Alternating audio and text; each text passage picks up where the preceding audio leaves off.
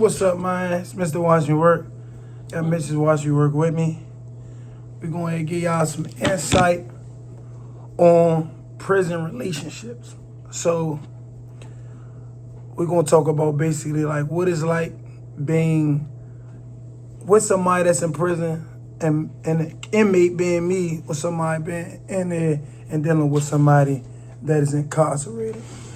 So I'm going to go ahead and ask her a few questions about basically what it's like being with somebody that's in prison. So what is the experience like of being somebody that was in prison? Like, basically, I want to say like the stress factors.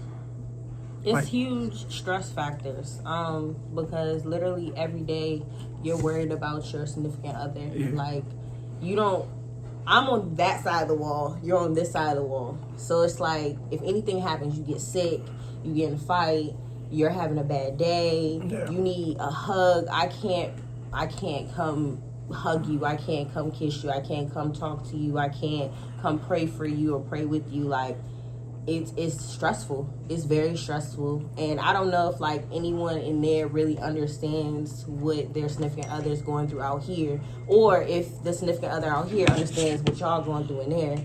But it is very stressful on our end, because if you really care about your partner, like, you're really gonna worry every day, because you don't want the COs to play with your significant other. You don't want your significant other to get in any fights or have any beefs. Like, you're going to be worried. facts. So, me on the other hand, as far as the stress factors, gotta understand your ladies out there. One of the biggest drinks that I experienced, I was locked up, was basically her safety, not knowing if she's safe or something. If she's telling you that something's going to something that's happening, you can't do nothing about that. Yeah. That's very stressful for a man in prison when his lady is out there. You know, so financials, when it comes to financials, what was the things that you had to make sure your man had while he was in prison, locked up, incarcerated? You know, like what is the things that he had that he needed or he asked you for? I worked 2 jobs.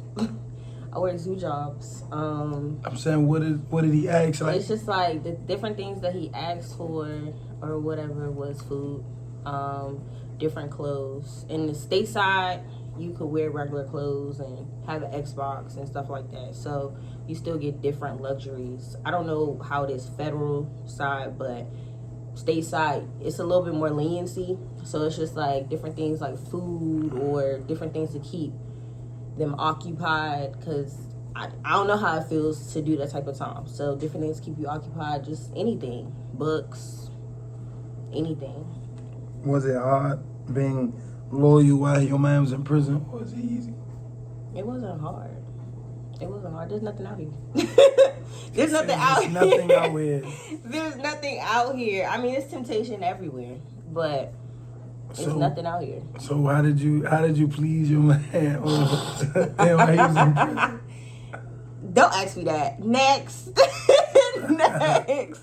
So listen, me, I know, you know, phone sex is a lot of things that people do while they in prison. Phone sex. You're going to do phone sex, you're going to have phone sex in prison while you in prison.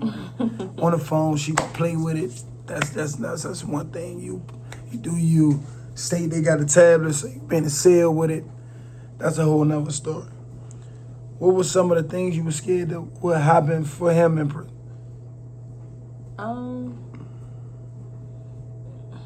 I would say different fights, stabbing, getting like severely injured.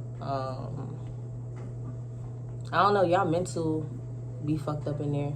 So just really having a bad day to the point where you feel like you need to take yourself out of here. Kill himself. Mm-hmm. So you were scared that he might feel like he want to end it. Yeah, you never know what a person's like really going through. And sometimes when you're with someone, they try to act like Superman or Superwoman, and they're really struggling. So that's the other thing. Like, like I said, you're on the other side of the wall. I'm on the other side of the wall. I can't see you. I can't read you. You know, I can't read you because, like, you know, I'm with him every day. I can read him. When he's upset, when something's wrong, I'm reading him. I'm like, baby, you're not fine. He's like, babe, I'm fine. I'm like, you're not fine. And then we talk about it. And then we break it down. I couldn't do that. So it's just like all those fears of what if, what's going on. Okay. So we know visitation. Visitation. I don't know. We during pandemic, how was those visits like? Being on that screen, only being able to see your person on the screen, and then the screen he goes. What was that like? Like seeing him, and then basically like. Well, pandemic. That's your experience. I'm after the pandemic. Oh, so. Oh, you. I physically got to see the person. All right. So when you seen the person, how was that visit? It was cool. Like face to face, could read them, could really interact, and then at the end was able to hug them. Okay. So it was. What was the police like when you came through? Like rude. What they was asking of you? Rude. I mean, they wasn't asking too much of me. It's like basically having an experience to see how they treat you all as inmates, as people. It's really no respect there. I can see why y'all probably get angry and want to do something to y'all COs. Oops, somebody's calling me. I'm gonna keep it going. But what's up, big boy? Keep going. I could definitely see how like they hate their COs because it was definitely no respect. So it's just like I don't know. I'm gonna hit you back. I'm doing this little interview. When I get back in town, I'm gonna get with you after you go out to eat or something, man. Say no more. Man, listen, we got a top end. As soon as you get in the city. He's a superstar, y'all. Big superstar. Now, I'm about to hit you. I'm doing a little interview right quick. I'm about to, little YouTube, Jay, man. I'm about to hit you right back. I'm gonna give you my number so you can hold me. Alright. So look. But, what was I saying? I could just see why y'all hate y'all COs. Yeah, like COs is crazy in there. They gonna talk they shit. They gonna curry you. And especially in front of your family, like, that was very disrespectful. They see that your family, your girlfriend, your wife, your cousin, your auntie, your mom, your dad is right there in front of you, and they'll disrespect you right in front of your family at visitation. Nah, and I can see the ones that was happening to, they were getting so mad, but their families were like, calm down, we want to finish vegetation, like, we came all the way up here, so you don't do nothing. And it's just like it took everything in them not to do anything to that CO because it's like you disrespected me in front of my family. Why would you do that? Like today? Why would you disrespect me today? Why would you do that? Yeah, so we understand, when you go on that VS, man, they gonna disrespect the peoples. They want to search them. So sometimes would it feel like you were locked up? Like it was like you treating me like I'm locked up. I don't know. I knew I was going to get searched. And everything. So, I mean, I mentally prepared for that, but it was like, okay, yikes, I'm in a prison. Like, I might not be in prison, but I'm in a prison right now. So that definitely hit for me. And those were like, that was my first time experience type thing. So. Experiencing that, right? Yeah. So, we understand, dealing with the prison system, it's never be great to have a relationship behind a wall, or being outside.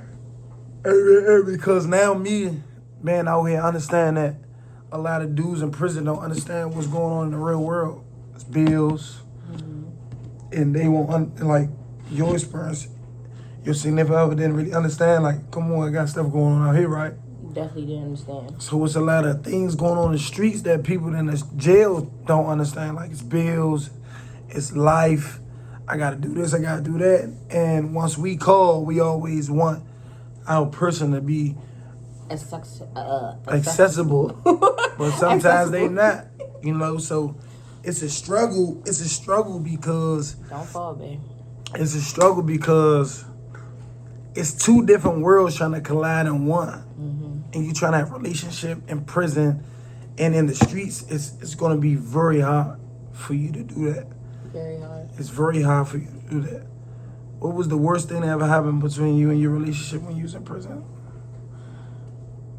Oh my God.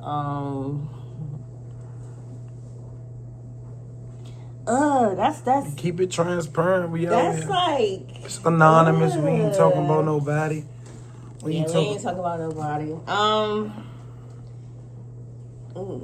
Gave a couple bands, not just a couple. Gave him a couple bands? Not just a couple. Where my bands at? Like 4. Oh, yeah. Like 4. You owe me 4 bands. You owe me 4 bands. Nigga, I'm having your baby. Be quiet. You owe me 4 bands. You owe me 4. A little watching work coming. So 4 bands. And I was trying to be smart, like financially smart, because at the time I was in school for my master's, taking a break right now, going back. But I was in school for my master's, so student refund. So I had a little extra money, plus I was working 2 jobs.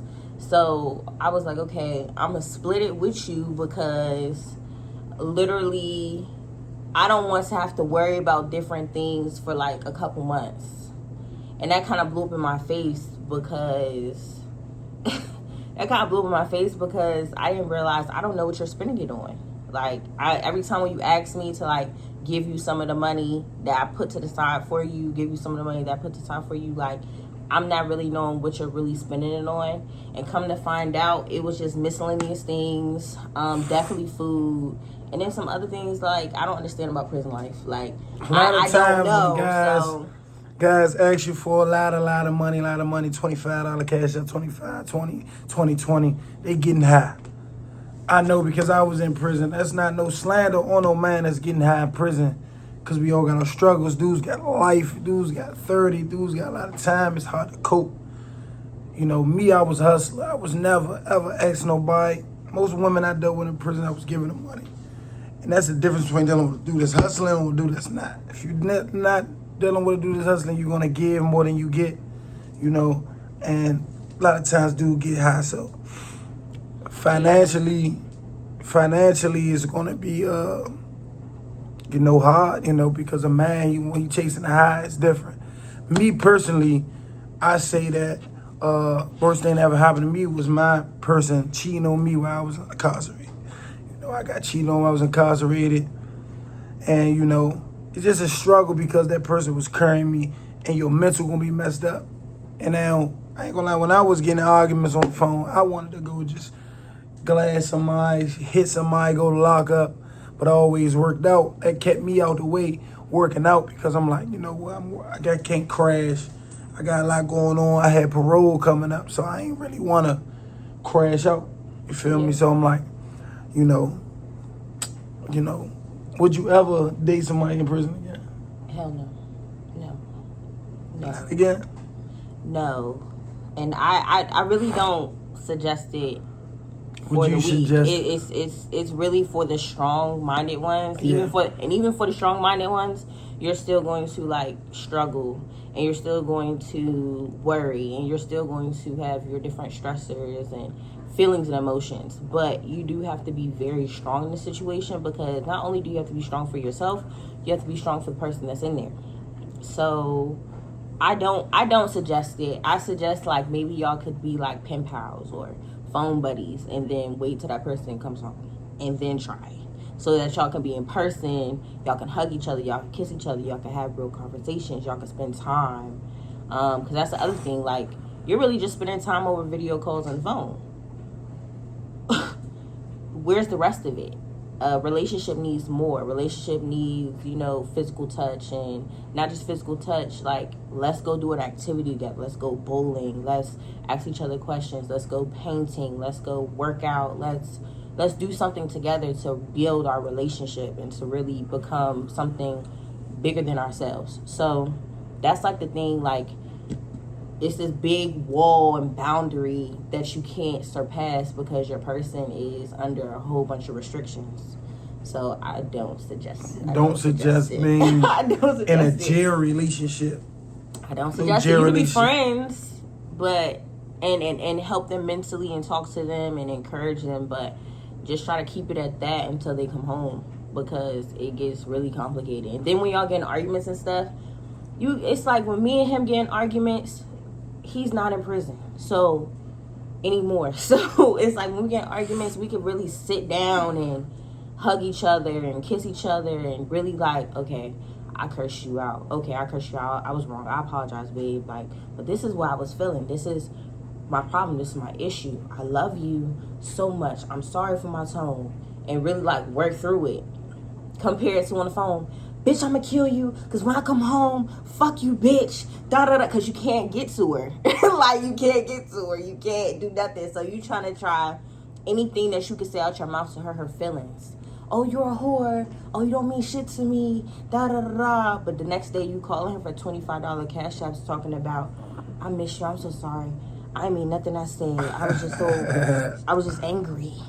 That's too much. That's mentally draining. So I don't suggest it. No. So that's a little segment, man. We wanted to give you a little insight on prison relationships with women and man, how hard it could be. It's a little snippet. We give you some more, man. I just wanted to introduce y'all to that little segment we're gonna give. We're gonna talk more about prison relationships. Also, just prison stories, prison everything, and just life out here together as a couple. Me and Mrs. Watch Me Work. Go ahead and tell them what's going on. It's a whole bunch of stuff going on. He's coming with a podcast soon. I'm coming with a podcast soon. We're coming with a baby soon. Shout out to April 2026. Yup. So that's what I'm due. That's what we're due. We're going to become parents, y'all. Let's work. Let's eat. All right, then, man. We'll be back.